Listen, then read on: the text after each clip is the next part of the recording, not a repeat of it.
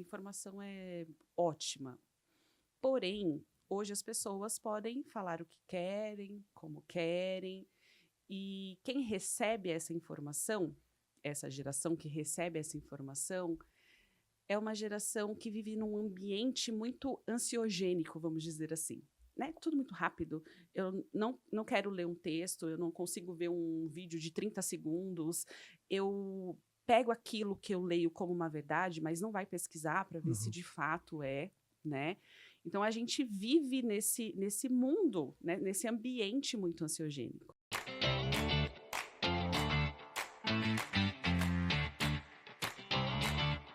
Sejam muito bem-vindos a mais um episódio do podcast Mas Fala Em, o único podcast onde o apresentador tem que tomar cuidado para não falar mais do que os convidados.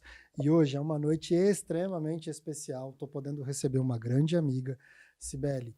Gratidão por poder compartilhar isso com a gente, aceitar o nosso convite para esse bate-papo e a gente poder compartilhar um pouquinho sobre a sua história, a sua trajetória. Muito obrigado, gratidão por ter aceito o nosso convite. Boa noite, Lucas. Boa noite a todos. Eu que agradeço. Muito obrigado. Me sinto honrada estando aqui essa noite, podendo conversar um pouquinho. Vamos entender como uma conversa, né?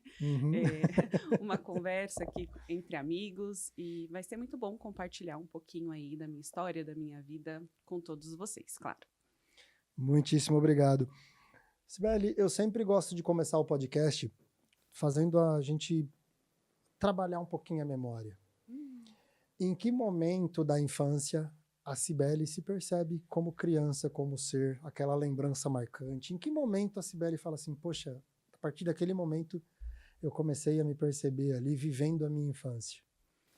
Olha, eu acho que a minha lembrança, quando criança, eu devia ter uns 5 anos, porque até os 5 anos eu morava em São Paulo, e depois dos 5 anos eu vim morar aqui em Jandira. Então, eu lembro muito dessa fase, né? Então, a minha infância, assim, foi na rua, brincando. Na minha rua tinham várias crianças da mesma idade, então eu sou a irmã caçula, né? Eu tenho 2 irmãos mais velhos. Então, tinha criança de todas as idades na rua. Então, eu lembro muito dessa fase minha, assim, de 5 anos, 7 anos, eu brincando muito na rua, indo na casa dos vizinhos, brincando muito de boneca, enfim. Acho que a partir dessa idade, a partir dos 5 anos, eu tenho essa lembrança assim, muito nítida da minha infância. Antes disso, eu não lembro. Mas a partir disso, eu tenho essa lembrança assim, bastante viva. Que bacana. A gente costuma brincar que a gente é do período, né? Vamos dizer assim, não dá para dizer da época, né? Mas do período que se podia brincar na rua, né? Que podia ter essa questão. Era tão... a gente ainda viveu essa fase tão gostosa, né? De poder brincar com os amigos na rua e estar todo mundo junto. E são fases, né? Que hoje, infelizmente, acaba se perdendo um pouquinho. Talvez para regiões mais afastadas dos polos centrais ainda tenha, mas é algo que a gente pode falar, né, de ter vivido a infância, né? Essa percepção que você tem de infância com 5 anos, ela foi fluindo até a adolescência em que momento? Eu brinquei esses dias que tem certas coisas que eu falo aqui que eu brinco, eu tenho que tampar o ouvido da Agatha para não deixar ela ver o episódio. Mas como foi a Cibele nessa... igual, né? Como foi a Cibele nessa fase? Começando ali a 9, 10 anos até a adolescência. Olha, eu lembro assim que talvez eu erre a idade, tá? Porque a nossa lembrança é uma memória falsa muitas vezes, né? Mas que eu me recorde, assim, com 8, 9 anos, eu comecei a frequentar a igreja, né? E eu participava de um ministério de dança. Então, a minha vida se dividia entre brincar na rua, muito, brincar ali com as vizinhas, mas eu também tinha o compromisso de estar na igreja ali, ensaiando as danças, né? Participando ali do grupo, dormindo na igreja, então eu tenho essa memória também muito, muito acesa, porque foi um período muito intenso, apesar de nova, né? Foi um período assim que eu vivi experiências maravilhosas, né? Que eu tive ali as minhas primeiras experiências assim com Deus, que eu posso dizer. Então, foi um momento, assim, muito bom. Eu fiquei uns anos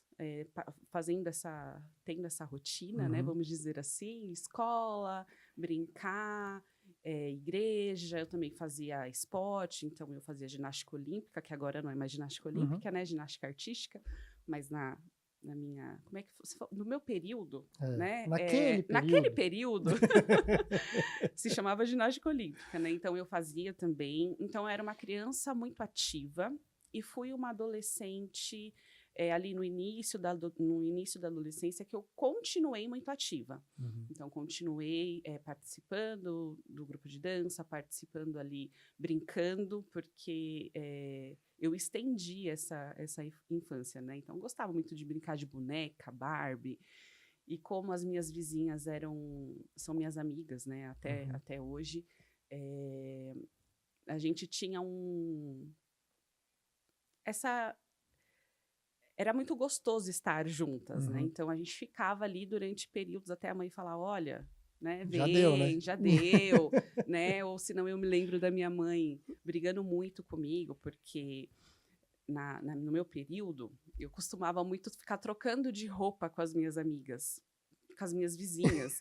Então, isso eu estendi até assim, quase a vida adulta, né? Então, a gente ficava trocando de roupa, elas emprestavam as dela, eu emprestava as minhas, a gente ficava fazendo essa troca. Então, assim, foi uma adolescência muito boa, muito, muito ativa. Eu era dedicada ali nos estudos, minha mãe não teve grandes problemas, assim, comigo, e eu sempre tive muitas amizades. Então, eu acho que desde a minha infância eu cultivo muito essa questão das amizades. Eu acho importante hoje, né, com essa maturidade, com essa experiência, eu vejo o quanto foi importante isso na minha trajetória. Na adolescência isso também foi muito reluzente, assim, sabe? Era muito, muito nítido. E foi isso, assim, foi uma adolescência boa, lembranças boas, amizades boas e histórias, assim, muitas histórias para contar, de viagem com as amigas, né? Enfim, de momentos ali que a gente teve que foi... De aproveitar realmente aquele processo e aquele momento de uma maneira extremamente positiva para fazer algo que você gostava, no sentido de estar junto, né? De ter essas pessoas por perto. Nossa, a gente aproveitou muito, muito mesmo. Foram momentos muito, muito legais, assim, que eu vivi dentro da igreja, que eu vivi fora da igreja, com as minhas amizades fora da igreja, ali na rua, com os vizinhos.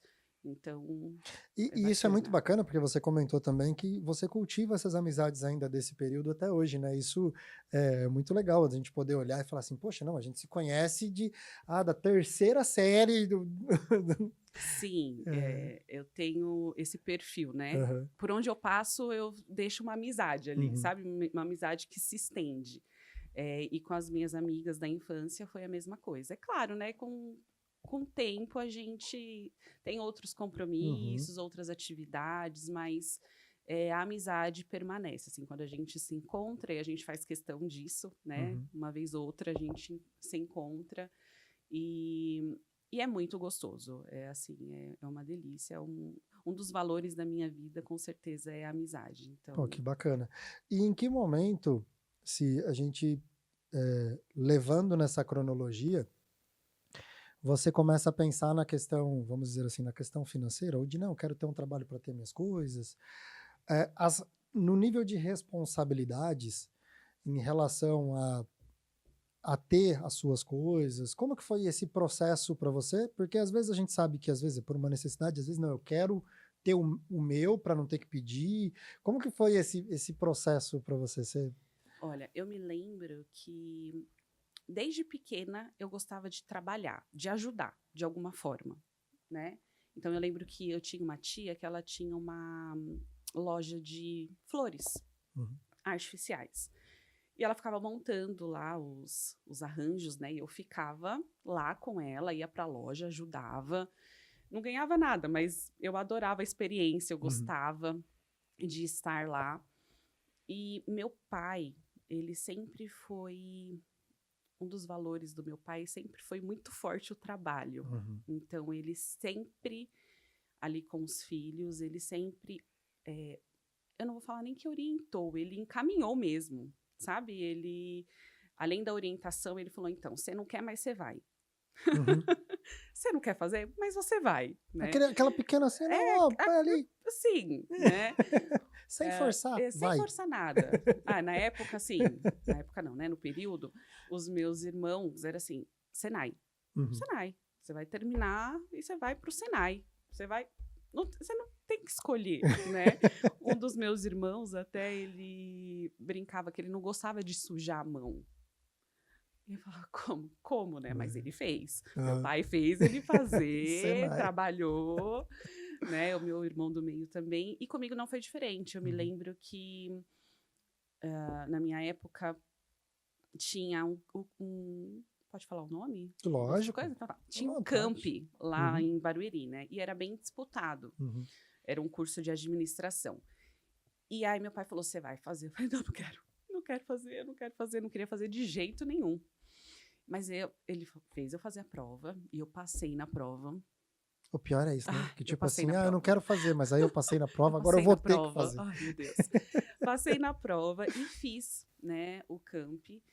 E foi por conta disso, foi por conta desse impulso do meu pai, né, você vai fazer, e eu fiz, que eu consegui o meu primeiro emprego, de estágio, jovem cidadã, e aí foi onde eu fiquei 8 anos, assim, da minha vida. E era uma empresa muito boa, que só entrava em estágio quem tinha feito o camp. Mas antes disso, eu lembro que na minha adolescência, eu ajudava também meu professor a dar aula de dança. Eu fazia academia, né? Meu pai deixou eu fazer quando eu era adolescente, mas ele falou assim para mim, olha, você vai fazer academia, mas você não vai fazer aula de axé. É um bom conselho. Não queria dizer nada não, mas... Imagina, na época, né, era o que há, né? E aí eu falei, como? Eu entrei na academia só por causa disso, eu não quero puxar ferro, eu tinha entrado só por causa disso. Mas ele falou, eu vou deixar, mas você não vai fazer aula de axé. E eu, obediente, ia lá, sentava na aula de axé, assistia, mas não fazia. Só que eu era boa visualmente, né? Então eu aprendi o passo só olhando. E aí depois disso falei, bom, eu gostava de dançar, né? Eu falei, já que eu não vou poder fazer a aula de axé, eu vou fazer a aula de dança de salão. E aí eu comecei a fazer aula de dança de salão, e aí fui indo. E aí meu professor precisava de uma ajudante, eu já né, de alguma forma ali ajudava ele, e aí ele começou a me pagar para fazer isso. Então eu tinha o quê? Uns 14 anos. Uns 14, 15 anos. Então aí eu já tinha um dinheirinho, né? Não era muito assim, mas eu já tinha ali um dinheiro. Mas o meu salário, assim, né, foi quando eu entrei nessa empresa, aonde eu fiquei 8 anos. Eu entrei como estagiária e fui efetivada. E aí, sim. E aí eu dei conta do dinheiro, e aí a minha responsabilidade... Eu não tinha responsabilidade de ajudar em casa, mas quando eu fui efetivada, eu tinha 17 anos, foi quando eu ingressei na faculdade. Quando eu entrei na faculdade. Então, eu tinha que pagar minha faculdade. Meu pai não tinha condições de bancar, né? No caso, de pagar a minha faculdade. E eu me lembro que o meu salário não dava para pagar a faculdade. A faculdade era muito cara, né? E aí eu falei, e agora? Quero fazer mais. E aí eu fui entender o que o dinheiro dava, o que o dinheiro não dava, né? Porque eu nunca fui aquela criança que fui muito pidona, assim, sabe? Então, tinha as épocas, né? Não sei na casa de mais alguém que era assim, mas assim, tinham épocas. Então, a época de comprar roupa lá em casa era no final do ano. Então, todo final de ano, a gente fazia a comprinha ali de roupa do que precisava. Então, eu sabia que tinha aquela época, então, durante o ano, era só, assim, realmente, se fosse uma necessidade, né? E aí, ok. Mas, quando eu fui ver a faculdade, aí eu que ia ter que pagar, eu falei, nossa, É uma realidade É uma aqui. realidade, é uma realidade, mas isso não me assustou, né? Eu conversei com meu pai, ele conversou comigo também, e aí ele me ajudava, assim, se eu precisasse de roupa, ele me ajudava, né? Ali, o meu curso, apesar de anual, eu tinha que pagar rematrícula no meio do ano, então ele tinha que pagar, porque eu não tinha como. Isso foi durante um período, depois eu fui conquistando ali o meu espaço dentro da empresa, fui sendo promovida, e aí eu fui dando conta de pagar a faculdade. Mas era isso, né? Nos meus 5 anos de faculdade, todo o meu dinheiro era para isso. Era para pagar a faculdade. Sim. Então, mas foi nesse momento que eu percebi, assim, talvez o valor, né, Sim. do dinheiro, assim, de fato. Olha, isso aqui, eu tô tendo trabalho 30 dias para mandar tudo para lá. Né? Eu tenho responsabilidade de acordar e trabalhar e fazer as coisas para isso. E nesse processo também, para você já foi algo muito assim fácil de escolha de saber o que você ia fazer de faculdade? Você sempre teve essa visão ou esse desejo de falar, não, a hora que eu for para a faculdade é isso que eu quero fazer, é isso que é para lá que eu quero ir. Você já tinha isso muito fácil ou foi aquela escolha que eu costumo dizer, né? Às vezes tem por ambiente, pelas pessoas que estão por perto, família. E essa escolha para a Cibele, como ela foi no sentido de, não, é porque eu estou trabalhando nisso, eu quero evoluir. Em, como que foi essa escolha de falar assim, não, eu vou seguir para esse caminho? Foi numa viagem com as minhas amigas adolescentes. Eu sou psicóloga, né? Então, não tem ninguém na minha família, não tinha ninguém no meu ambiente que tinha essa formação. E numa viagem entre as amigas, uma das minhas amigas, ela começou a ter uma crise de ansiedade ali, né? Caramba. Só que ninguém conseguia chegar até ela, ninguém conseguia acalmar ela, ninguém. Ninguém. De todas as minhas amigas tentaram e nada. E só eu consegui ter acesso a ela. Nesse momento, eu virei uma chave. Eu falei, eu vou fazer psicologia. Gente, não tem, né? Mas foi assim a minha escolha. Foi assim a minha escolha. Eu pensei, não, nossa, se eu conseguir, olha, vou fazer psicologia. E desde então, quando eu fui efetivada, o que eu fazia não tinha nada a ver com a psicologia, tinha muito mais a ver com direito. E eu lembro que quando eu fui fazer o curso, minha mãe queria que eu fizesse educação física e meu pai ficou quieto, não falou nada. E eu falei, vou fazer psicologia. E assim, existe um tabu, né, muito grande. Hoje isso está sendo quebrado, mas ainda existe. Vai fazer psicologia, vai atender, né, só pessoas doidas, porque é assim que eles falam, né? O que ela tá querendo da vida, né? Mas ele ficou quieto. Ele não falou nada. Depois dos meus 5 anos de faculdade, ele falou assim pra mim, é porque eu queria tanto que você tivesse feito direito. Tá, né? Eu falei, tá, pai. Mas trazendo para um comportamento, é muito bacana, eu acho, a atitude de, tipo assim, não vou interferir agora, deixa fazer. E o desejo dele acabou em algum momento, não, o dela sobrepõe, eu vou ficar quietinho aqui, e depois eu posso até expressar.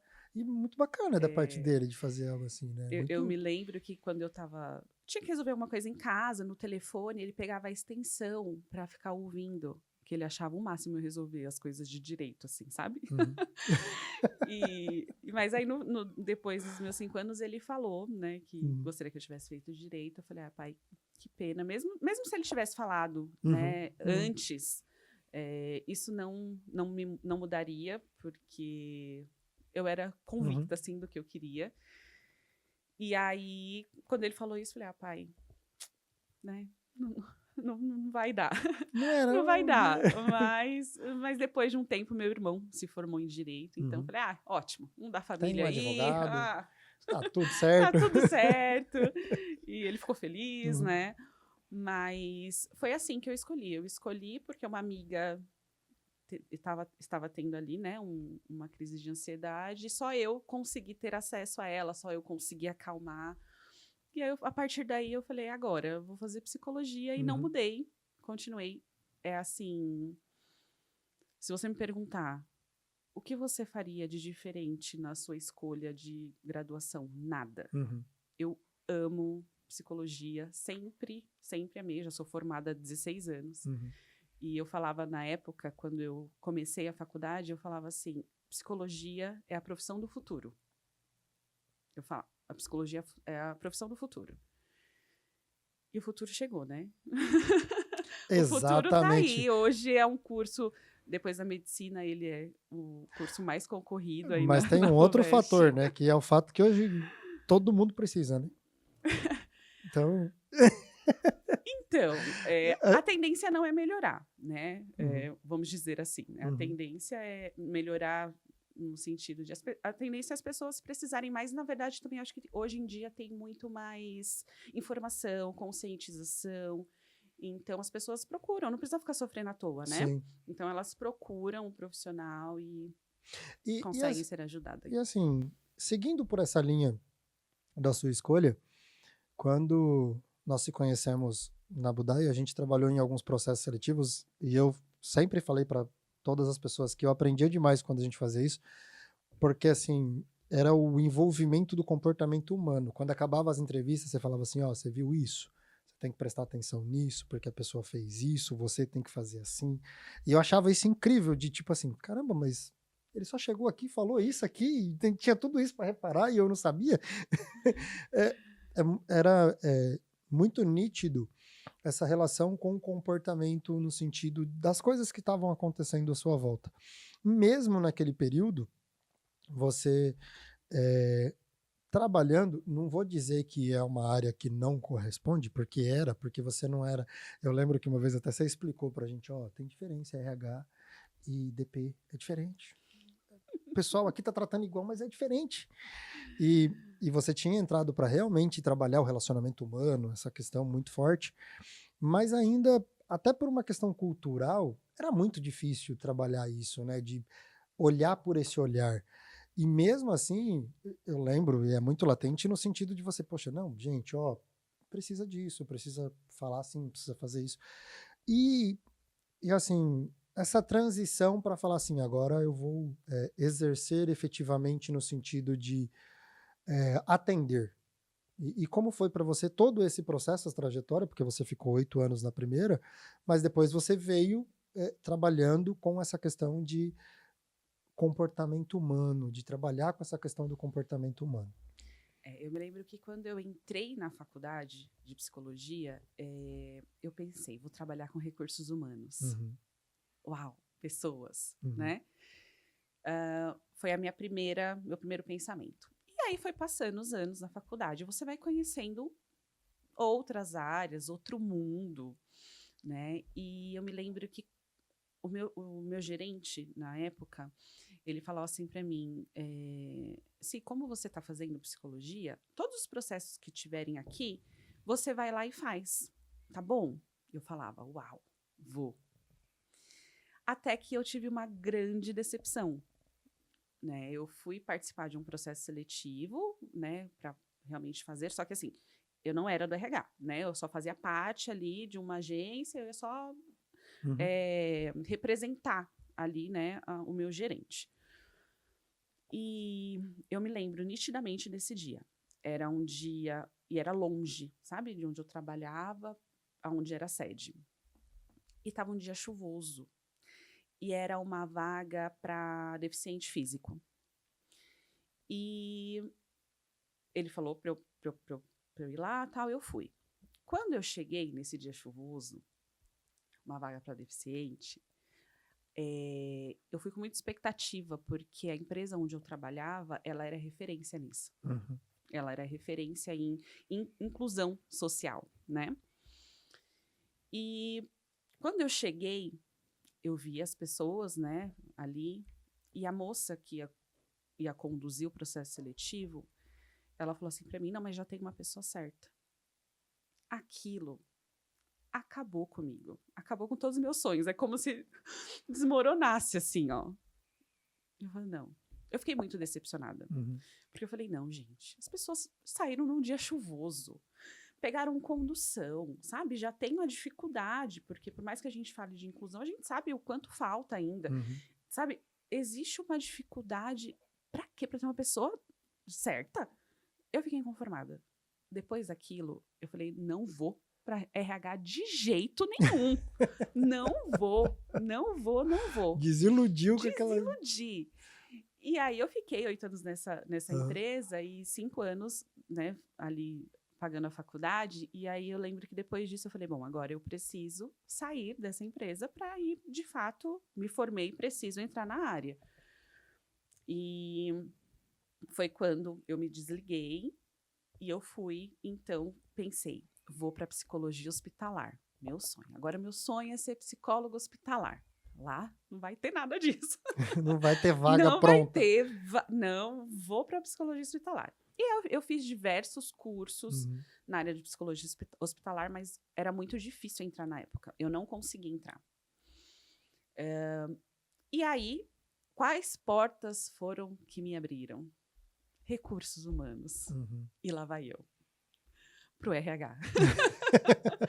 E aí eu entrei numa grande empresa também, foi onde, né, eu desenvolvi ali minhas habilidades, né, foi onde eu aprendi a fazer, até que nós entramos na mesma empresa, né, a empresa onde a gente trabalhava, e lá foi no intuito de desenvolver a área, né, de recursos humanos, porque não tinha. Foi uma experiência muito boa, porque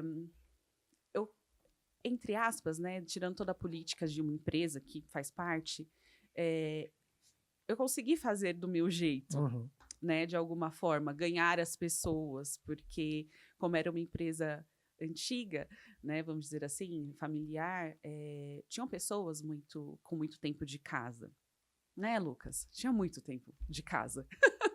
Exatamente. Então, as pessoas tinham esse medo, né? Nossa, vai mexer comigo, vão tomar meu lugar, vai isso, vai aquilo. Enfim, a gente precisou enfrentar algumas situações, mas, assim, a parte de liderança, né, ali da fábrica, eu acredito que eles compraram essa ideia, né, de fazer as coisas, e, enfim, as coisas foram acontecendo, mas...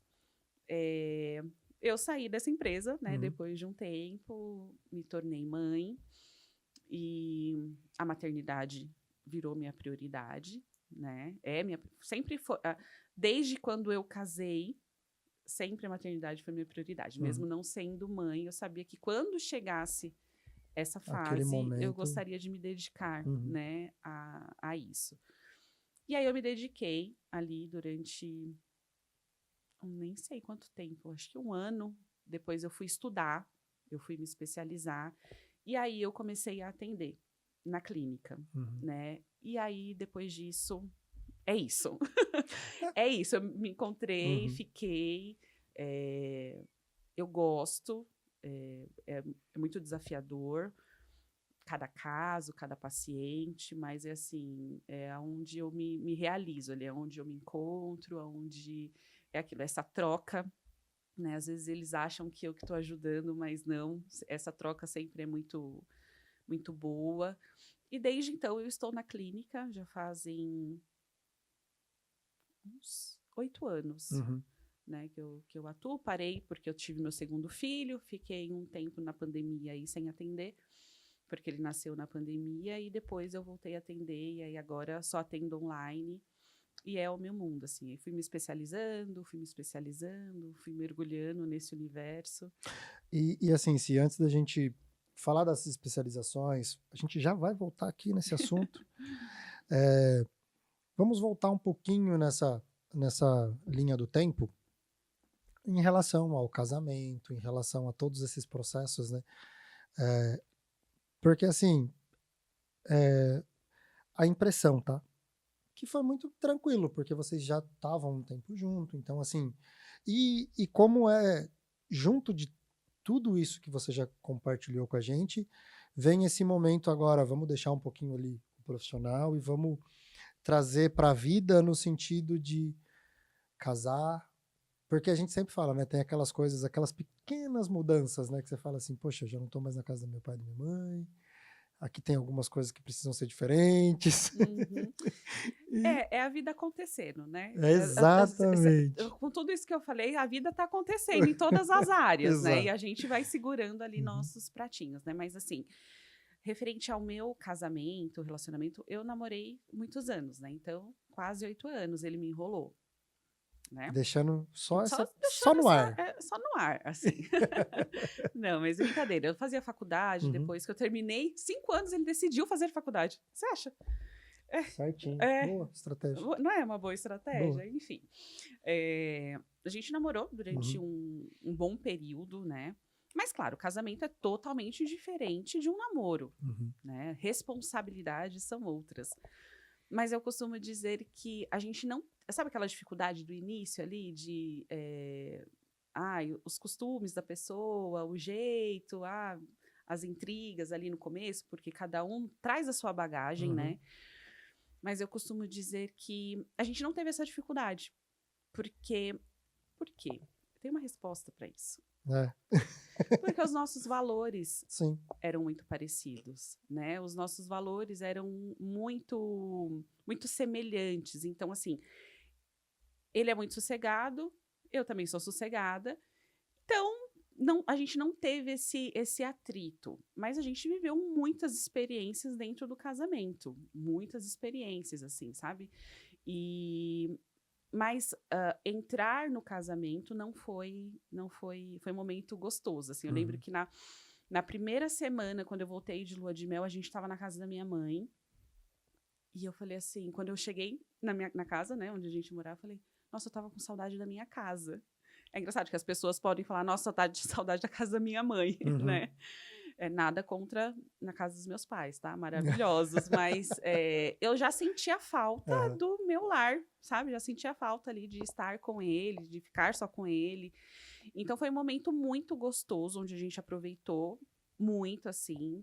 Mas a gente teve, sim, as nossas dificuldades, né? Porque é o que eu falei, a vida vai acontecendo, né? Enquanto a gente tá aqui, as outras coisas estão acontecendo. Então, foi no momento em que ele decidiu empreender.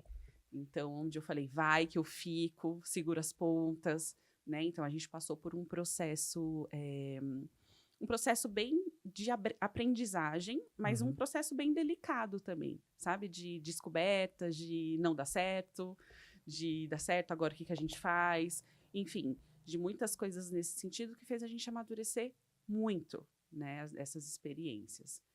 E é isso que você está comentando, é muito louco, né? Porque eu estava comentando, eu e a Mônica fizemos 18 anos de casado agora. Eu não tive a estratégia da faculdade e parabéns. talvez me passou batido na época. Eu quero só ver se com genro você vai fazer isso. Não, vai falar essa estratégia. Eu e a Mônica, a gente nesse aspecto, a gente foi muito doido. Com 9 meses, vamos casar? Vamos. Vamos casar. Namorava 9 meses, se não der certo, não deu certo e cada um segue seu caminho. A gente sempre conversava muito sobre isso. Só que assim, eu costumo brincar que essa responsabilidade até do casamento, pra mim, ela demorou muito pra virar. Mas por quê? A gente sempre foi muito tranquilo, mas assim, num nível hard, não trocava uma pilha de DVD e a televisão e ficar em casa o final de semana inteiro por nada, no sentido de ficar de boa em casa. A gente sempre foi muito tranquilo. Só que, pra mim, virou a responsabilidade do casamento no dia que a gente virou a chave do nosso apartamento. Aí, pra mim, eu falei, opa, peraí. Aqui a coisa muda de figura. Daqui pra frente, tipo assim, além do casamento, é casa, tem que comprar móveis, tem que fazer isso, tem que fazer isso.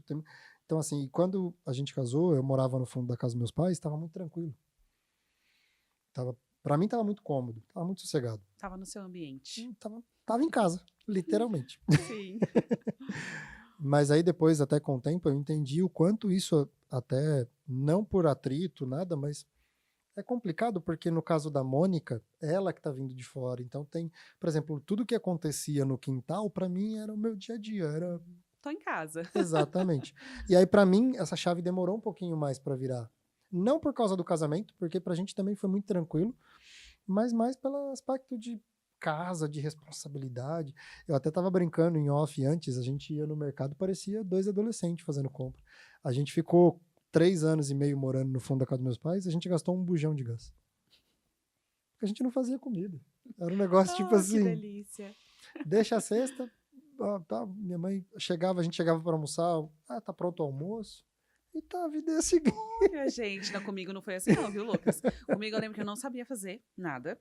Não sabia mesmo, mas porque eu tinha responsabilidade. Eu trabalhava, então do trabalho eu ia direto para a faculdade, saía de casa 6h30, e aí saía do trabalho 5 horas, já ia direto para a faculdade. Na minha época, a faculdade era das 7 às 11. Né? Hoje em dia eu sei que tem uma mordomia aí, tem um espaço. O pessoal sai 10 horas, enfim, faz a distância. Mas Tinha na minha que estar lá época das era 7 das às 11. 7 às 11. E aí eu chegava em casa meia-noite e meia, por aí. Aí no final de semana eu tinha o compromisso da igreja, tinha os outros compromissos. Não tinha como eu aprender nada de casa.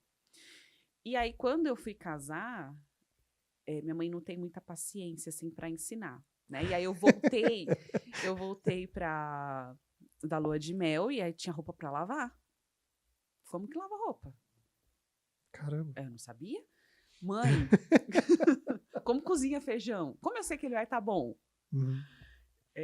Mãe, você pode... Como que faz? Ah, peraí que eu vou aí. Aí ela veio na minha casa. Você acha que ela me ensinou? Ela fez e foi embora. Ela fez. Mãe, mas como você sabe que o feijão tá bom? Aí eu sacudo a panela. Oi? Panela de pressão vai explodir. Não dá pra fazer. Mãe, como assim? Porque a experiência dela, né? Ela lavou a roupa, ela cozinhou o feijão e eu fiquei sem saber nada. Continuei sem saber nada. E aí eu tive que ir aprendendo, eu fui desenrolando. E o meu marido, ele gosta de... Foi na casa da mãe dele, era comidinha, arroz, feijão, saladinha, suquinho. E eu mantive esse padrão. Teve né? que manter a mesma linha. Eu mantive a mesma linha. Mas não teve aquelas experiências de falar assim, que delícia. Meu Deus. Não precisou ter essas experiências aquelas experiências falasse assim, ele me ama mesmo, porque eu tô comendo aqui também e eu sei que ele tá comendo e falando que tá bom porque me ama. Como ele não está com o microfone, né? Eu posso falar. Não, brincadeira. Até hoje, né? Até hoje eu salgo algumas coisas lá. Acontece. Não é uma área que você fala assim, não, ali tá tudo dominado. Não, eu gosto. Como eu posso dizer? Eu gosto. Mas eu não tenho tanto tempo disponível para... Porque é algo que gasta tempo. Sim. Né? Eu faço ali a comida para minha família, para os meus filhos, né, para ele, mas é algo que gasta tempo. Se eu tivesse tempo, eu gostaria, assim. Mas como eu não tenho, também não quero ter, eu faço, eles não reclamam. Eu falo que a parte que eu me sinto mais mãe é quando os meus filhos falam assim, nossa, mãe, é a minha comida predileta. Nossa, mãe, esses dias minha filha falou assim para mim, eu brincando, né? Eu falei, nossa, quando eu tiver muito dinheiro, eu vou ter uma pessoa aqui para cozinhar, para fazer tudo. Não vou fazer nada, não vou cozinhar, porque eu só vou ficar brincando com vocês. Porque vocês querem viver de amor, né? Porque eles só querem brincar. Eles acham que enche a barriga. É só receber amor.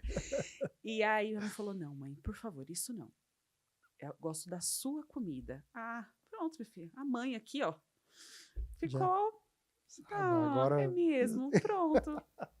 Eu me senti muito mãe nessa hora. E aí vem exatamente esse novo momento, Cibele, inclusive que você comentou, né? Que você falou, não, vou me dedicar. E esse processo, esse momento e esse novo estágio, esse novo, como que eu posso dizer, nessas novas sensações e descobertas da maternidade. Como que foram?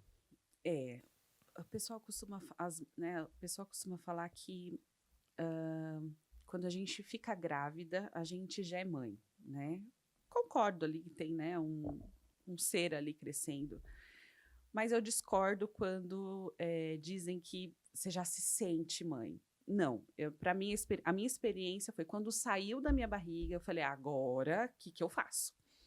Né? Agora, de fato, porque um dia você tá com a criança levando para onde você quer, a hora que você quer, porque a minha vida de casada era assim, era meia-noite, tô com fome, vamos comer. Aí a gente saía para comer, né? E aí, quando se tem uma criança, não dá, é rotina, né? Pelo menos lá em casa é uma rotina. E quando a Manu nasceu, eu falei, bom, né?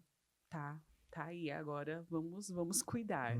Nesse momento, eu ainda tive um período que eu me lembro que, assim, eu ainda queria fazer coisas como se eu não tivesse filho. Então, por exemplo, Eu me lembro de uma situação que eu estava em casa, meus cunhados estavam lá, e a gente estava conversando. Blá, blá, blá, blá, blá. E aí, estava na hora de fazer ela dormir, ela já estava enjoada, era bebê de dias. E aí eu fui fazer ela dormir. Só que eu me deparei, né, que eu queria estar lá conversando, mas eu estava com a Manu, né, fazendo ela dormir. E aí, eu não sei se já passaram por isso, mas é o dedinho que segura, você vai fazendo assim, ó, você vai se arrastando no chão para ver se ela não acorda, mas não adianta, sente o seu calor e quer você do lado.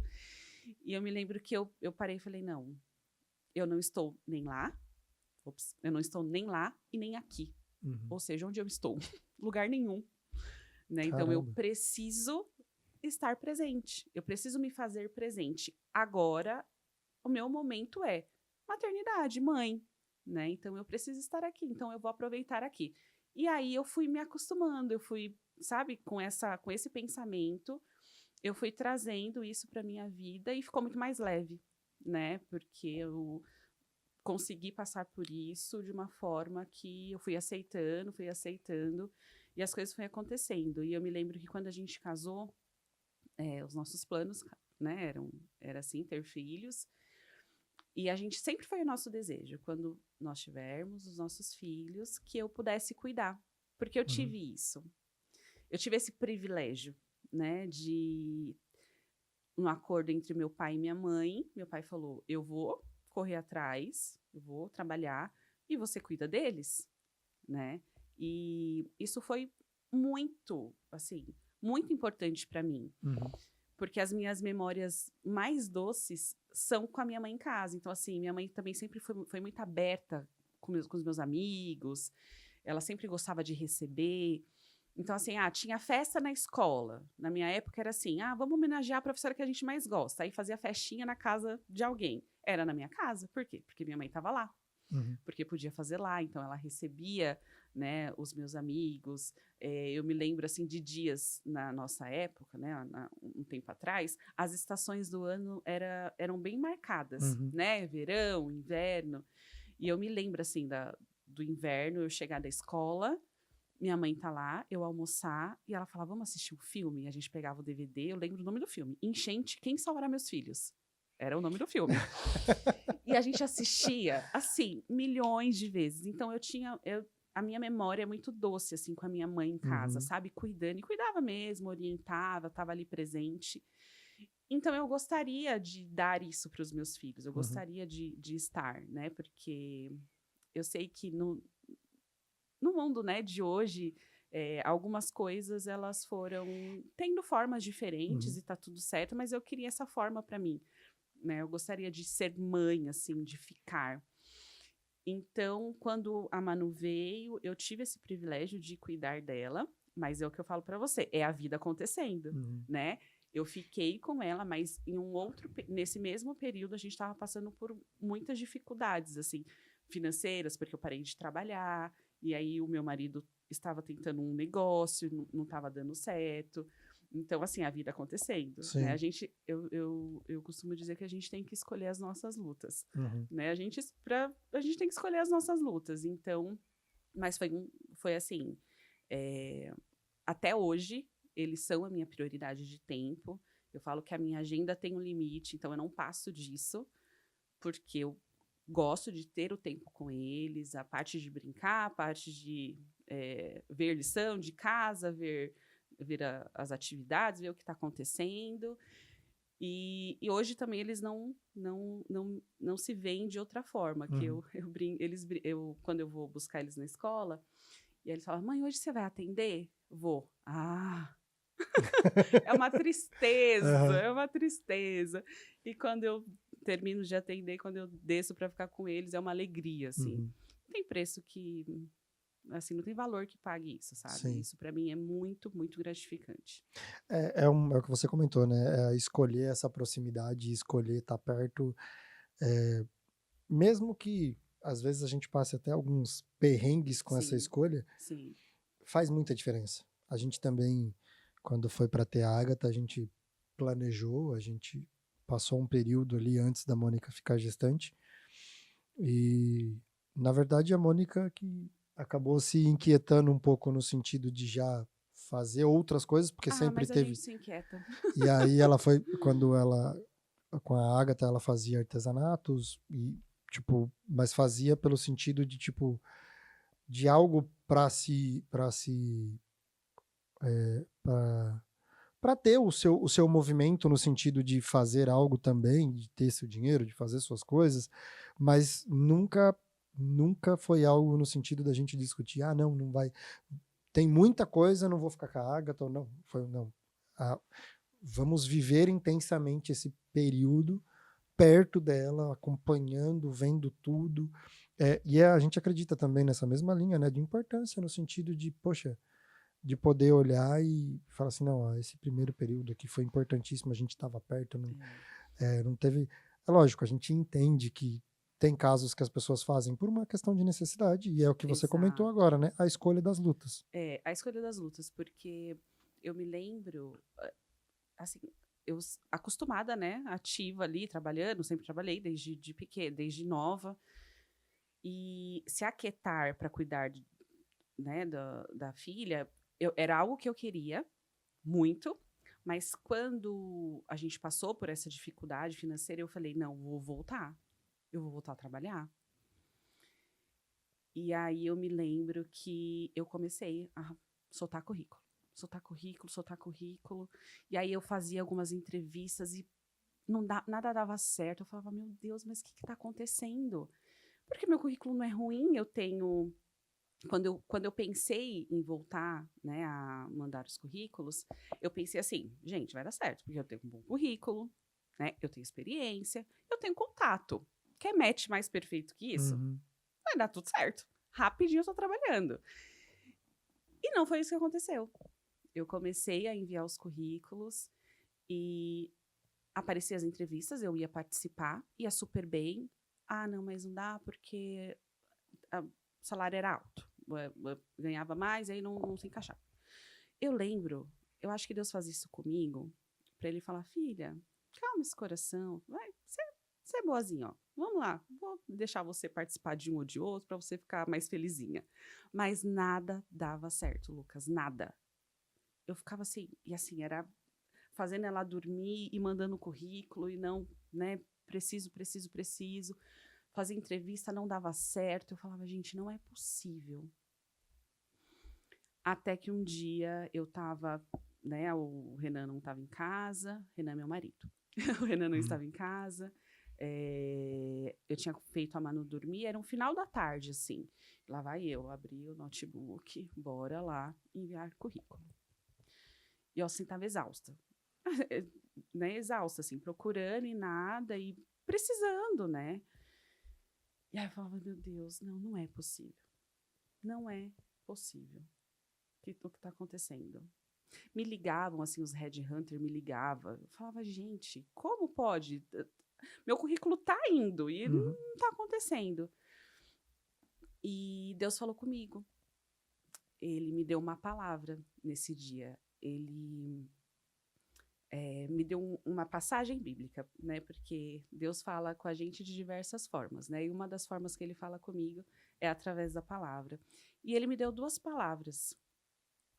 E essas palavras são lá em Jeremias 29:11, né? Porque eu bem sei os planos que tenho a vosso respeito. Planos de paz, né? De fazê-lo prosperar. Eu fechei o notebook e falei, é isso. E eu lembro que é isso. E eu lembro que uns dias antes o Renan falou assim para mim, mas por que você tá tão desesperada? É porque a situação era, né? Era complicada. Mas ele falou, a gente orou tanto por isso. E aí depois eu lembro que eu fiquei pensando, né? Eu falei, olha, gente, a gente ora pelas coisas, aí acontece, aí a gente fica, não quer mais. A gente quer outra coisa agora.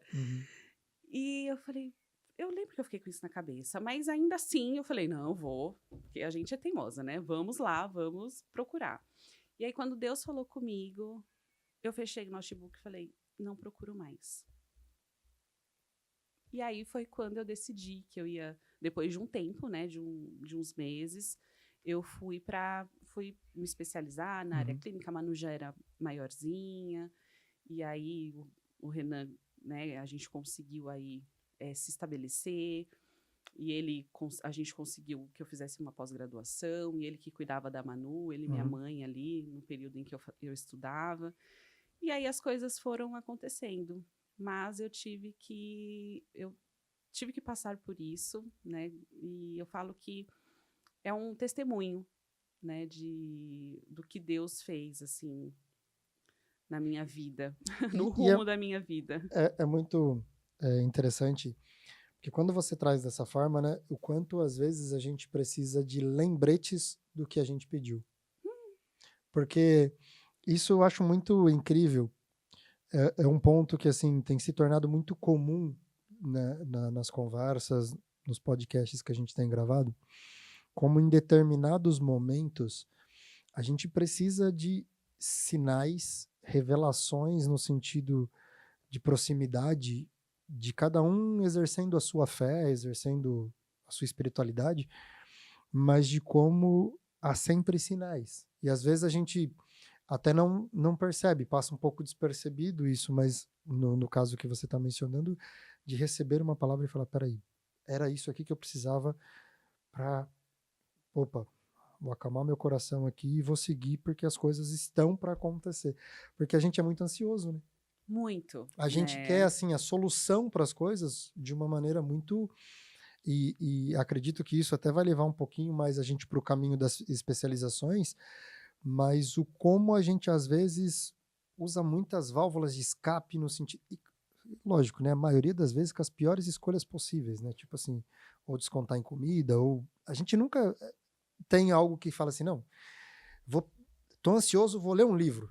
Uhum. Não Você é... precisa, você precisa estar em terapia para fazer isso, para saber lidar com a ansiedade, para parar e ler um livro. Mas é o que eu falo, é muito incrível essa possibilidade de entender que são sinais, são coisas que a gente precisa para que o nosso caminho se torne mais leve. Porque a gente Sim. tende a levar para o lado um pouquinho de carregar mais pedra do que precisa. Sim, são os nossos pensamentos, Uhum. né? A gente vai criando histórias, né, de distorções, a gente vai vivendo ali as nossas distorções, aquilo que a gente acredita, que é baseado ali na nossa crença, né, que a gente cria uma história, e isso vai levando a gente para um lugar de ansiedade, um lugar de depressão, né, vai levando a gente para lugares onde a gente não deveria, entre aspas, né, transitar, Uhum. porque no meu caso, né, eu acredito em um Deus que pode todas as coisas, né? Mas é claro, a gente quer fazer as coisas pela nossa força, né? Então eu tive que ter esse lembrete para falar: "Ei, calma, né? Eu tô aqui, tudo tem seu tempo, o meu tempo é diferente do seu", né? E quanto isso foi importante na minha vida, no meu relacionamento, né, em todas as áreas, como isso impactou, porque imagine se eu tivesse conseguido pelas minhas forças, Uhum. né? Não sei, talvez eu não estaria tão realizada profissionalmente como eu sou hoje. E agora voltando um pouquinho para essa questão das suas especializações, assim, como que eu posso, como leigo, dividir isso da maneira mais correta, no sentido assim, porque a gente sabe que tem, igual a gente comentou, né, que cada dia tem mais pessoas que vão precisar e uma coisa que eu tenho percebido, me corrija se eu estiver enganado, as coisas estão se somando numa velocidade muito assustadora. Por exemplo, eu tive uma conversa com uma pessoa que ela me explicou algo no sentido de eu tenho uma queda de cabelo em uma região da cabeça. Ela falou, isso é psicossomático por causa de coisas que você vem acumulando. Uhum. Porque na minha família não tem ninguém e eu de uma hora para outra ficou aí, mas são somas. A mistura com ansiedade, mistura com eu tenho um ataque no sentido de uma situação que eu tive de ter que sair de um lugar porque eu estava me sentindo assim muito mal. E como como uma profissional da área, como que primeiro, né? Eu acho que assim, eu acredito que o primeiro é você ter um entendimento da necessidade com um volume de informação correta para saber o que é. Porque não tem uma mistura hoje muito grande de as pessoas acharem que também tudo justifica eu tenho TDAH. Não, agora eu virei. Mas eu errei. Não, mas eu tenho isso. Eu brinco, né, que eu não sabia que ia viver essa geração que gosta de ter um transtorno, né?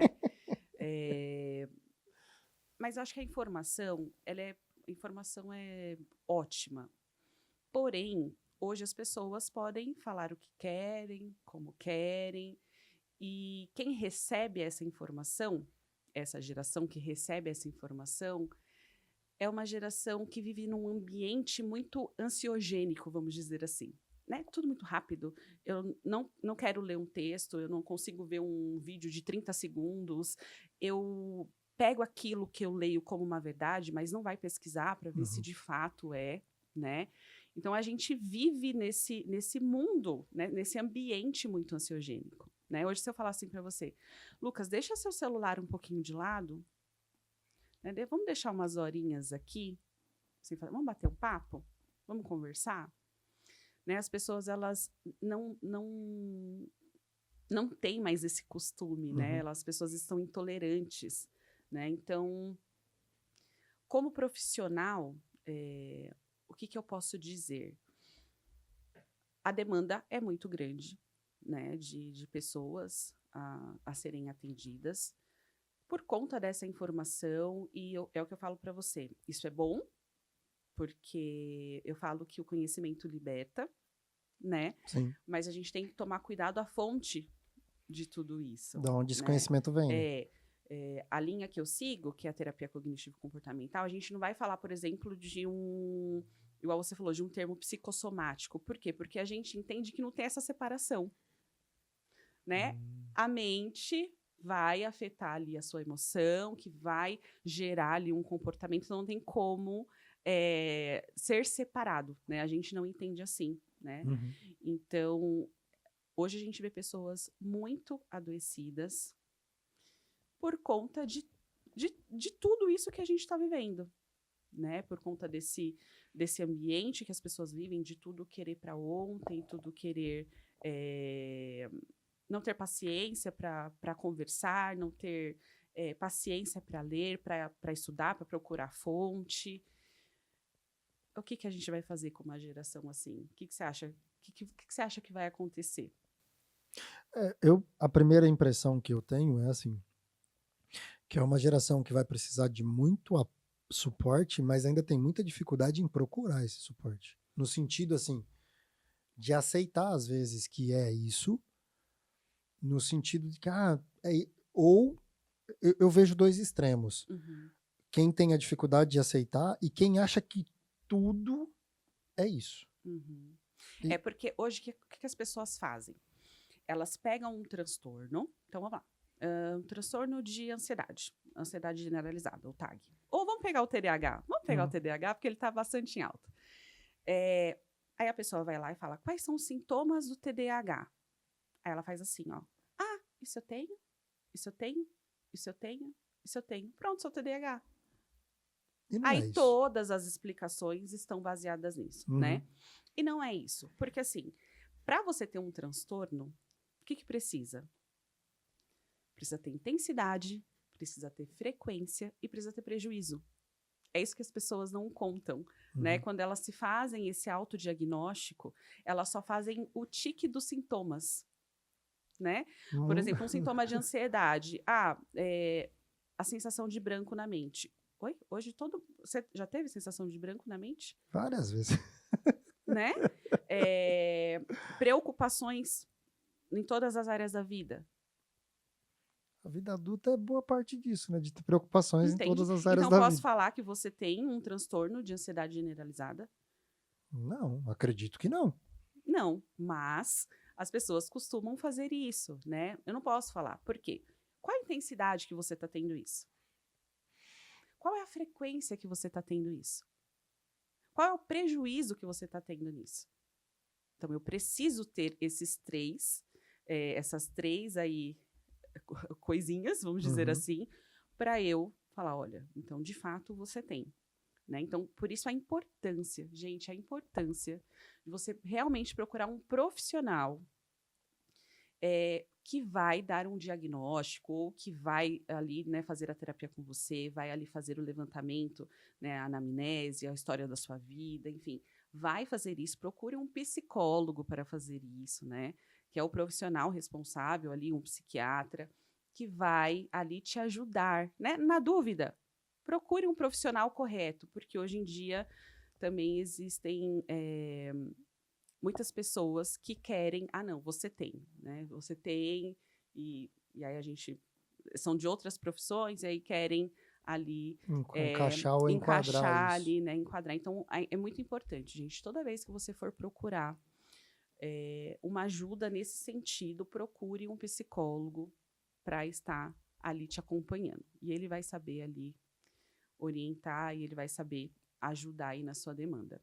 E é muito assim, é igual eu comentei, né?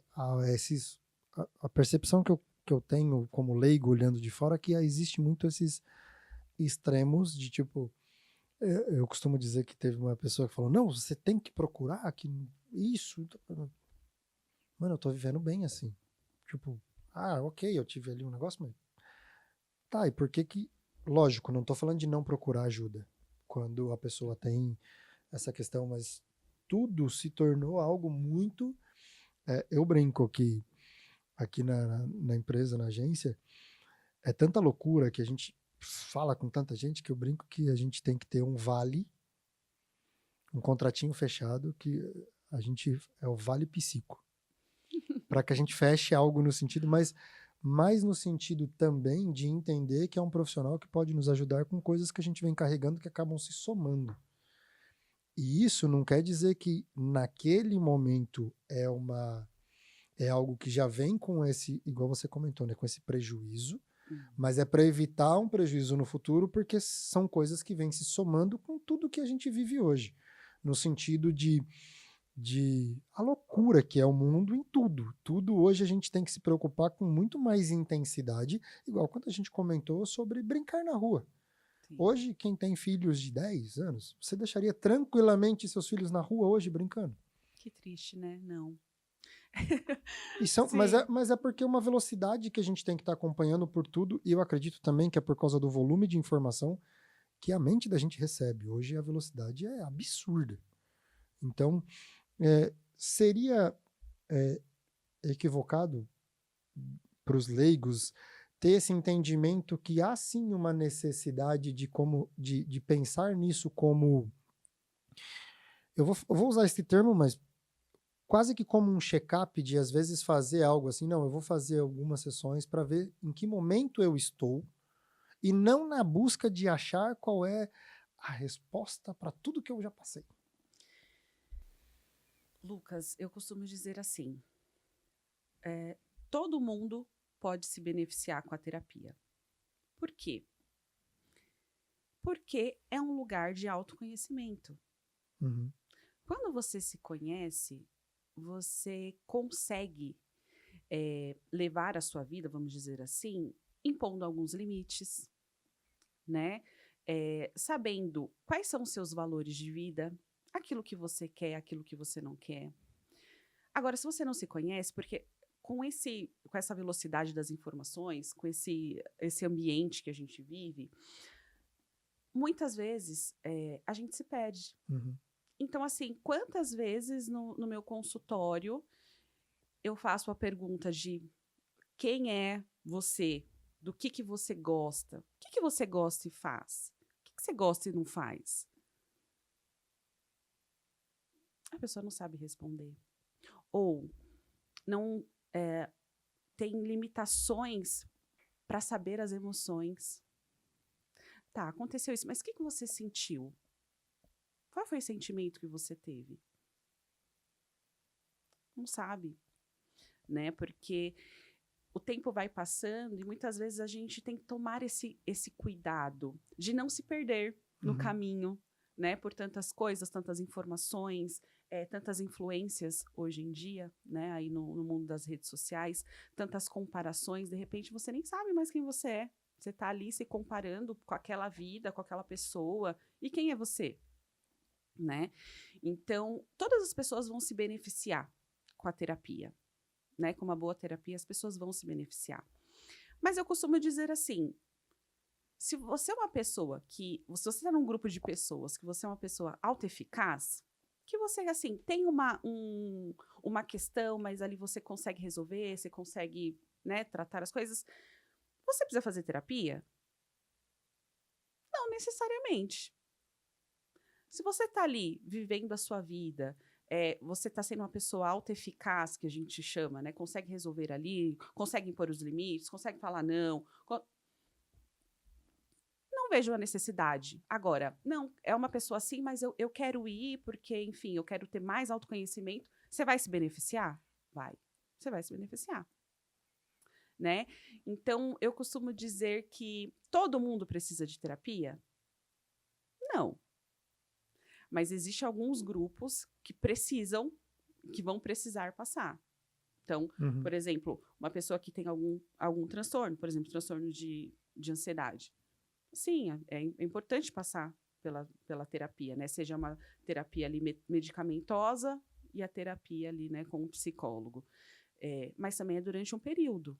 Tem começo, meio e fim. Você não vai ficar a vida inteira, né, passando. Você vai ali, você tem um objetivo e a gente vai trabalhar naquele objetivo e você vai ter alta ali do seu processo terapêutico, o que nada impede de você voltar quando você não conseguir lidar com alguma situação, né? Esse grupo, ele precisa, assim, a terapia vai ajudar muito, né? Precisa, é importante que passe.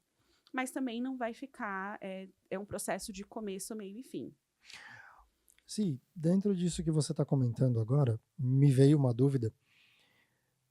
Como a gente poderia, se tem algum caminho para isso?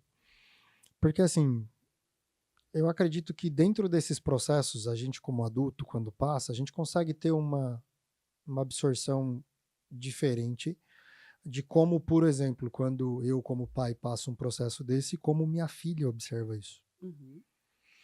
E tem algo que você acha que não, poxa, vou dar um exemplo.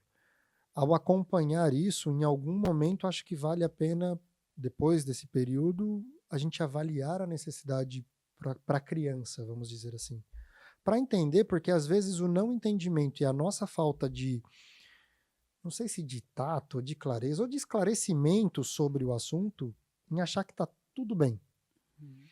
Porque é algo que eu, quando você fala sobre isso, sobre esse esclarecimento, me veio no sentido de, poxa, beleza, minha filha viu tudo isso, aparentemente está tudo bem. Uhum. Só que eu vou dar um exemplo. Um período atrás, minha filha uma vez veio falar comigo, ela falou assim, nossa, pai, eu me preocupo, ela falou desse jeito, eu me preocupo tanto com você e com a mamãe. Eu falei, Agatha, mas você está preocupada?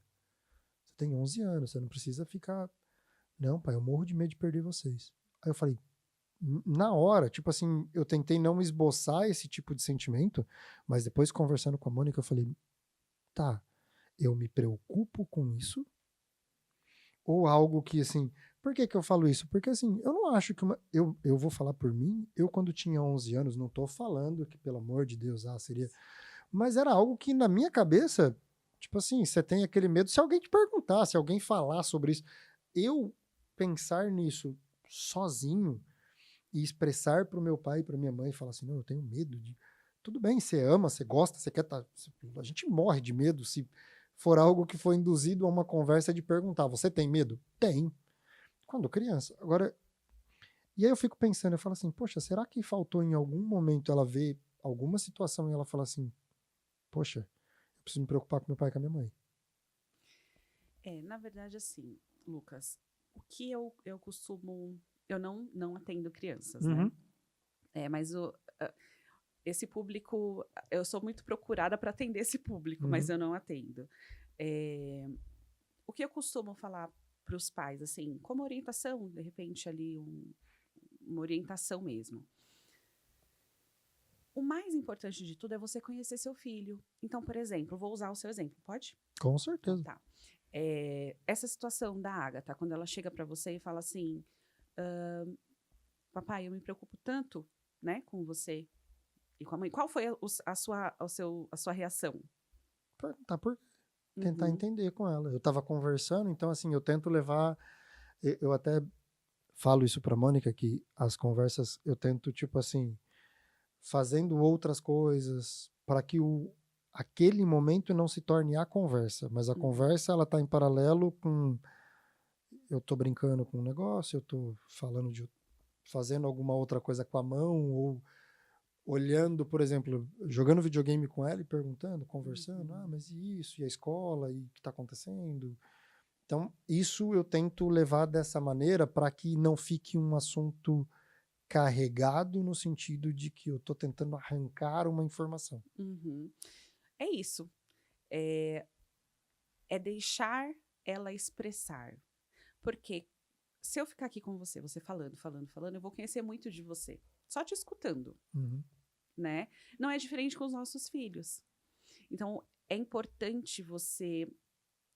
né, dar essa liberdade para ela expressar. Tá com medo, mas medo de quê, filha? E deixar ela falar. Porque lá no fundo da mente dela, ali quando criança, ela vai soltando para você o que é. E aí você como adulto, né, verifica. É um caso que eu preciso me preocupar? Não, não é um caso que eu preciso me preocupar. Eu não tive essa preocupação quanto criança, mas ela tá tendo. Isso é um problema? O quanto de tempo ela está pensando nisso? Filha, mas você pensa isso assim muito? Quanto você pensa nisso? Né? Para saber como que tá essa cabecinha, como que estão esses pensamentos. Eu oriento nesse sentido.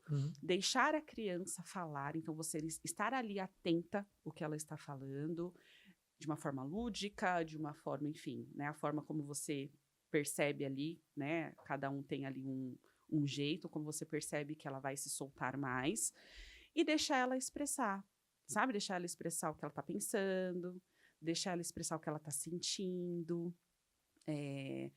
porque tem crianças que têm muito essa dificuldade, né? Eles ainda estão aprendendo, então é importante a gente também ajudar eles a nomear essas emoções, a validar. É um medo normal, filha, né? O medo de perder. Só tem vocês, né? Então, validar ali, né? A forma como você vai conduzir, você vai vendo aonde estão esses pensamentos dela. E aí você, como adulto, fala, bom, eu preciso me preocupar, né? Dentro ali do seu relacionamento, você com a sua esposa, olha, eu preciso me preocupar com isso, o que você acha? Né? E você, como adulto, vai ter esse discernimento.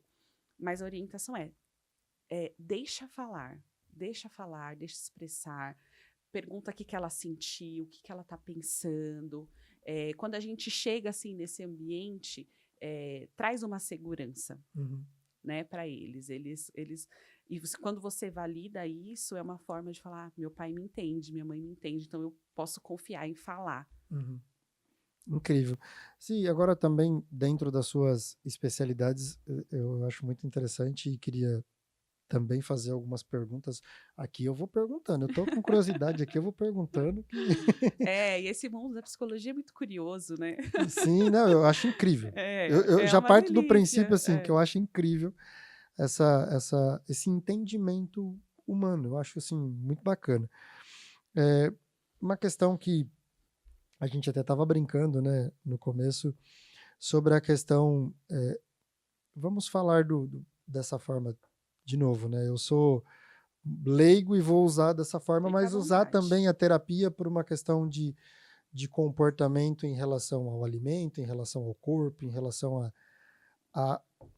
eu vou falar uma coisa que, assim, todas as vezes, isso é uma coisa que eu tento, de alguma forma, olhar e tentar me cuidar, mas todas as vezes que eu estou muito num nível de estresse, eu costumo brincar que tinha que passar uma corrente no armário e na geladeira. Porque eu não tenho horário, eu não tenho... Parece que, assim, a minha mente começa a trabalhar em torno de estar mastigando. E é o prazer, né? Sim. É o prazer que eu mereço. Eu tô muito ansioso, mereço um aconchego aqui, que é comer uma coisa bem gostosa, que não vai ser uma salada. Não. Poxa vida. Não é uma salada? Não. Nossa, que incrível. Diferente isso. Exato. É assim, tão exótico, né? Um sentimento tão diferenciado. Um passinho, uma besteirinha ali, outra aqui. Eu brinco com a Mônica que eu falo assim, poxa, que doce que eu quero. Então, assim, a gente até evita, porque eu sou... E eu tenho aquela questão também de, tipo, se eu tô muito ansioso, não vou comer uma bolacha. A bolacha já não faz bem, ainda eu vou comer uma. Vai comer o pacote, porque pode deixar? Não Não pode pode deixar aberto que vai deixar. murchar, aí tem várias Não coisas. pode estragar, né? Porque é caro, imagina. A gente não pode estragar o alimento. Por isso que a gente come o resto da comida da criança, por isso que a gente come pacote recheado de bolacha recheado inteiro. E como que a gente traz isso, principalmente, igual a gente comentou, né? Pessoas cada vez mais, vamos dizer dessa forma, adoecidas, né? E às vezes não percebe que é algo que está trazendo de alguma coisa que precisa do passado, alguma coisa que precisa ressignificar, enfim, alguma coisa que precisa ser trabalhado. Como o olhar no sentido desse trabalho? Eu sei que, lógico, né, você ia precisar de um caso aqui para elucidar para a gente, mas trazendo um pouco para esse dia a dia dessas ações que nos prejudicam tanto e às vezes no sentido de que, poxa, são coisas que a gente pode tomar caminhos que às vezes a gente, poxa, não sabia que estava tão acessível. A gente não percebe, né? Tem pacientes que chegam e o objetivo não é nem o emagrecimento, né? É um outro objetivo, que ele não se vê, não percebe, né, o que acontece, por exemplo, com a ansiedade. A gente fala que as pessoas regulam as emoções na comida, né? É a regulação das emoções na comida. E é aquilo, a gente nunca vai para o paciente nunca vai para um prato de salada, claro que não, né? A gente sempre vai para o docinho, a gente sempre vai para, né, para aquilo que é mais apetitoso. Porque o pensamento sempre é: eu mereço. Eu tô muito nervoso. Eu mereço comer. Quando você tem esse pensamento do eu mereço, Lucas, que sentimento que vem? Boa pergunta, porque assim, eu nunca atrelei isso, pelo menos conscientemente, a um sentimento, porque depois eu ainda sinto um pouco, eu vou além, eu sinto a culpa depois que acaba o pacote de Sim, eu bolacha. vou chegar lá. Vou chegar lá. Então o sentimento ao pegar é tipo, deu vontade, eu fui lá e peguei. Exato. Porque a gente não costuma parar e pensar. A gente simplesmente age de uma forma automática, né? Então, e o nosso automático, muitas vezes, levam a gente para um comportamento disfuncional, né? Eu não estou falando que comer um docinho é disfuncional, tá, gente? A gente está falando aqui de casos específicos que tenham essa regulação emocional através da comida, né? E quando vem esse pensamento do merecimento, do eu mereço, é gostosinho, é prazeroso, né? Você come, mas você não está com fome, né? Você come porque você está com vontade, né? E aí você come, e aí logo depois vem o quê? A culpa de ter comido. A culpa, né? A culpa de ter comido. Mas o que acontece depois? Você faz tudo de novo, né? Você repete esse comportamento, porque a gente repete esses comportamentos, né? Até que a gente começa, não sozinhos, né? Muitas vezes não sozinho, aí com a ajuda mesmo da terapia. Eu tenho um curso, né, de formação de obesidade e emagrecimento, então eu atendo esse público. Você começa a parar e pensar o que você está pensando naquele momento. Porque nós somos, os animais, vamos dizer assim, né? Nós somos o único que tem a metacognição. O que seria isso? Você pensar sobre o que você está pensando. Só que as pessoas, né, costumam não parar e pensar no que estão pensando. Elas fazem automaticamente o comportamento. Então, aquilo que foi ensinado, né, eu costumo dizer que é multifatorial. Vai depender muito do ambiente que você tá, vai depender ali da sua personalidade, do seu temperamento, enfim. Porque tem pessoas que têm uma personalidade ali mais decididas, né? Não, eu não vou fazer, e conseguem manter essa linha. Então, a gente precisa, né, no trabalho ali, dentro da terapia, nesses casos, assim, por exemplo, nos casos ansiosos, né, que é o que a gente costuma tá muito atrelado ali, né? As pessoas estão ansiosas e automaticamente elas vão recorrer ali, regular a emoção através da comida. Então, na terapia, a gente vai ensinar estratégias para regular as emoções de uma outra forma, não através da comida, né? Fazendo outras atividades, enfim, aí vai depender ali de cada caso. Mas, no geral, o que acontece muito é regular essas emoções na comida, é você estar ansioso e você achar que merece. Eu tô feliz, vou comer um docinho. Tô triste, vou comer um docinho. Tô com tempo, vou comer um docinho. Tô sem tempo, vou abrir um pacote de bolacha recheada. Tô sem tempo, né? Não dá para fazer. Então, vou pegar ali o mais fácil. Porque você não para pensar ali no benefício ou no malefício que você vai ter. Então, na terapia, a gente ensina isso. Né? E exatamente sobre esse ponto, de novo, me surgiu uma dúvida que sempre há necessidade da troca, no sentido de criar hábitos melhores e criar caminhos. Isso nunca é possível no sentido de, é uma coisa que eu ouço muito as pessoas falar, vou eliminar tal hábito. E às vezes a pessoa, depois de determinado momento, ela volta porque ela tentou tirar aquilo. Então, no caminho técnico, vamos falar assim, é sempre o ensinamento de uma substituição. Vou dar um exemplo. Em vez do docinho, vamos fazer uma caminhada? Então, ou não? É muita loucura o que eu tô falando. Não é uma loucura, não. Né? Não usaria a palavra substituição. Seriam criar novos hábitos. Né? Você vai criar novos hábitos. Então, assim, você sempre emite o mesmo comportamento. Aquele comportamento, ele, por exemplo, ele é um comportamento disfuncional. Não faz bem para você, não é legal, enfim, te faz mal. O que a gente precisa fazer? Trocar ele ou mudar para uma outra coisa. Por isso que eu perguntei talvez eu tenha até usado um termo errado, mas no sentido Não se preocupe com isso. Mas é exatamente, a gente vai trabalhar em cima desse produto final, né? Vamos dizer assim, o comportamento. Mas até chegar no comportamento, a gente tem um caminho que vai levar a gente para o pensamento, né? Entendi. Então, a forma como eu penso vai fazer com que eu me sinta e me comporte de tal forma. Entendi. Então, isso pode ser funcional, pode funcionar na sua vida, isso pode ser disfuncional, não funcionar na sua vida. Sim. Mas mesmo assim, você continuar fazendo porque é o seu automático. E aí você vai precisar de uma intervenção de um profissional para te ajudar nesse caminho para tornar, então, mais funcional ali aquele comportamento. Entendi. Esse hábito acaba trazendo, mesmo que de alguma forma ele volta porque você não colocou ele dentro desse condicionamento do novo. Exato. De condicionar ele algo vai novo. voltar. Não adianta. Se você não trabalhar ele, eu costumo dizer assim para os meus pacientes, você vai ter que gastar muita energia no começo. Porque o automático é automático. Você vai. Né? Você vai automaticamente.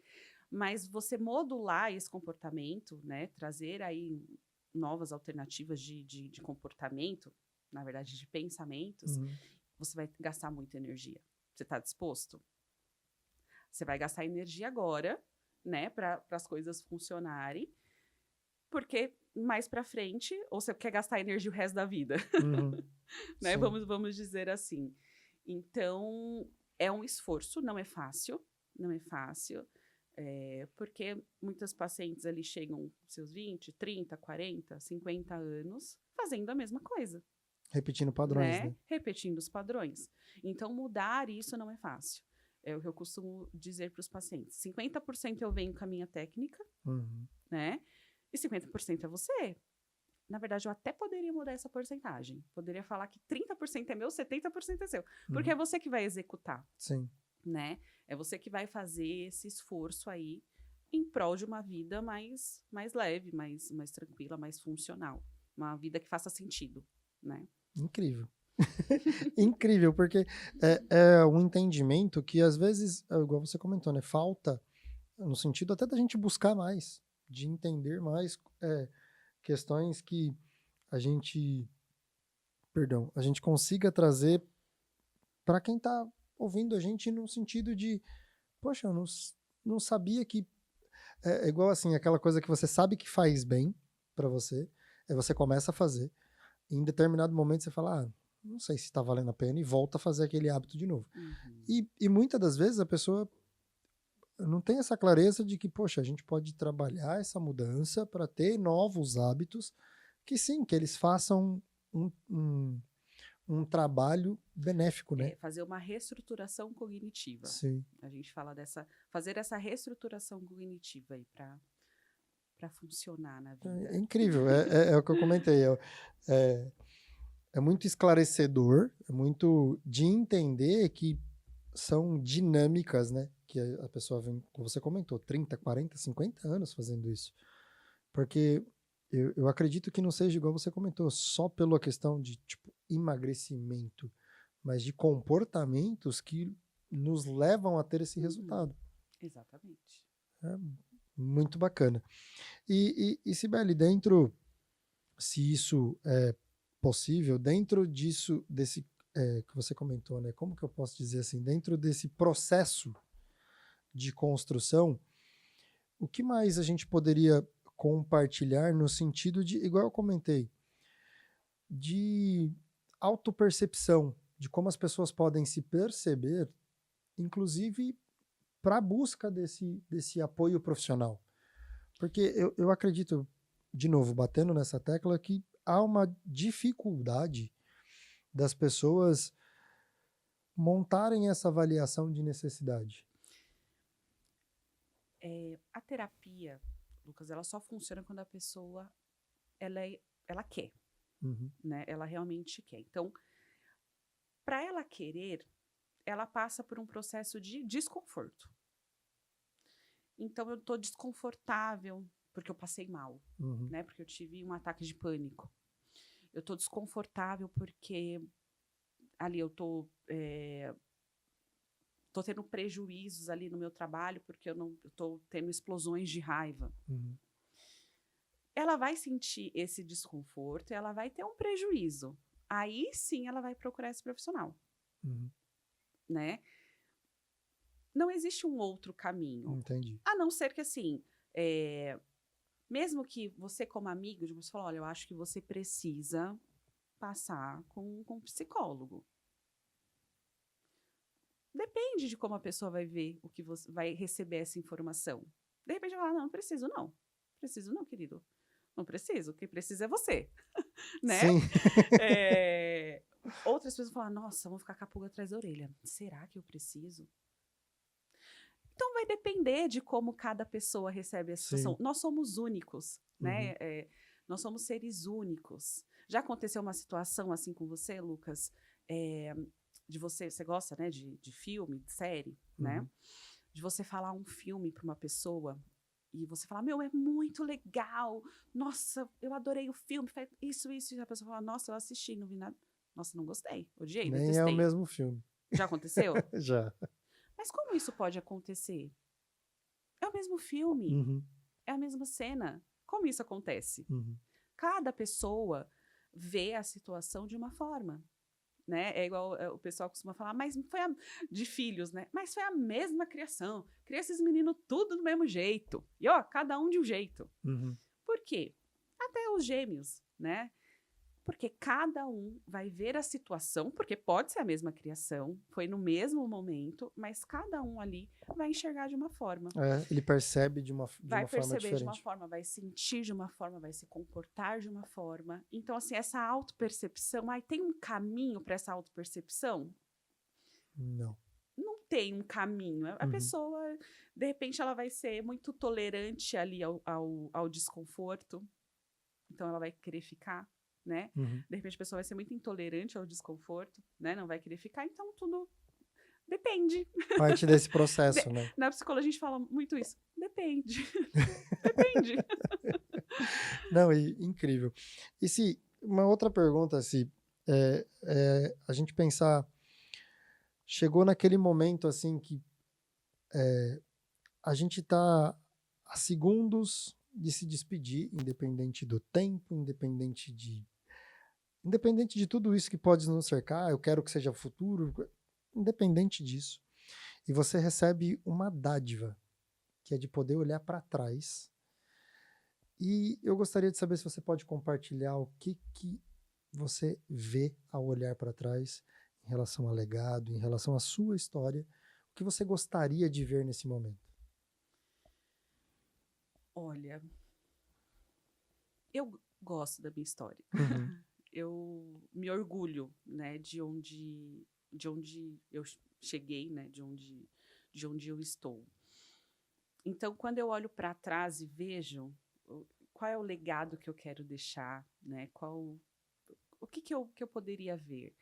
É de uma vida de, apesar da vida acontecendo, né, vamos Uhum. dizer assim, foi uma frase que eu usei bastante aqui, apesar da vida acontecendo, é uma vida leve, Uhum. né, porque situações nós vamos ter, situações problemáticas, né, problemas a gente vai ter, afinal a gente está na vida adulta, né, a gente vai ter, sim, muitas questões, mas ao olhar para trás, essa leveza, ela me acompanha, assim. Eu gostaria de deixar esse legado de uma vida leve, de uma vida resolutiva, vamos dizer assim, porque o que está no meu controle, eu resolvo. O que não está no meu controle, essa percepção, sabe? Do que não está no meu controle, não tem o que eu fazer, Sim. né? Eu sei que a gente muitas vezes gostaria de um poder mágico, né? De prever o futuro ou saber o que você está pensando. Mas isso não existe, né? A realidade é que não existe. Então, é viver ali o momento, viver de uma forma leve, com amor, com muito respeito, muita empatia com o próximo. Então, talvez fosse para eu falar assim, um legado que eu gostaria de deixar é o amor e essa vida leve, assim, que vale a pena ser vivida. Incrível. É uma percepção, igual você comentou, né? Que até nessa percepção você traz a leveza de poder, não, eu quero trazer isso como legado. Eu quero trazer isso como legado. Incrível. Sibeli, agradeço demais a oportunidade desse nosso bate-papo. A gente sempre encaminha aqui o final do episódio brincando que a lente agora é sua, para que você fale para quem está nos assistindo, para quem está nos acompanhando, perdão, como que consegue te encontrar, as suas redes, vão estar tudo aqui na descrição, mas como que as pessoas podem conhecer um pouco mais sobre o seu trabalho, sobre a história e acabar se conectando com a Sibeli. Então, eu gostaria muito que você deixasse um recado e como as pessoas podem te encontrar, porque, assim, o que a gente acredita muito aqui no podcast é de compartilhar, de trazer isso de uma maneira leve, mas que a gente possa atingir as pessoas com possibilidades de caminhos. Porque, às vezes, o que falta é só a questão de possibilidades de caminho. Ninguém está falando de ser o caminho. Isso que a gente está falando é a verdade absoluta. Longe da gente, mas a ideia do podcast é sempre de entregar caminhos e possibilidades. Então fica à vontade, a câmera é sua. Agora para você deixar um recado para todo mundo que está nos assistindo e como te encontrar nas redes sociais. Tá bom, vamos lá. Obrigada, Lucas. Obrigado, você que chegou até aqui, o final, né, desse bate-papo, assim, super, super gostoso.